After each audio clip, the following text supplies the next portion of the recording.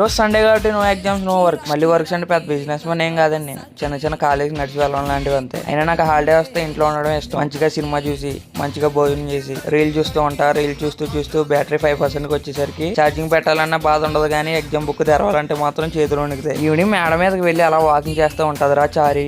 మీకు కూడా అలా అనిపిస్తుందా? అయితే కామెంట్ చేసేయండి. కానీ మనకి ఎగ్జామ్స్ ఉన్నాయే వెంటనే గుర్తొచ్చి మొత్తం దొబ్బిద్ది. రేపు ఎగ్జామ్ ఉంది అని బుక్ తీశాను. బుక్ కూడా నన్ను చూసి నువ్వెవరు అన్నట్టు చూసింది. వెంటనే రోజున్నర గ్యాప్ ఉంది కదా అని మళ్ళీ భద్రంగా బ్యాగ్ లో పెట్టేసా. నాకేమన్నా పర్లేదు, బుక్ ఏం కాకూడదు, ఎందుకంటే లాస్ట్ లో మనీ వస్తాయి కాబట్టి. ఇంక ఎండలో తొందరలా మాడిపోతున్నా. నేను దేవుడికి ఫోన్ చేసి వాన కురిపించాను చెప్పా. ఈవినింగ్ వర్షం పడింది. అబ్బా సాయిరాం అనుకుంటున్నాను, లేకపోతే జెండా కట్టేద్దును. ఇంక ఈవినింగ్ చిన్న పని ఉంటే మెయిన్ రోడ్కి వచ్చా. నాకు అప్పుడప్పుడు అనిపిస్తుంది అలా నడిచి వెళ్తుంటే పైనుంచి బంగారం మూట పడిద్దేమో అని.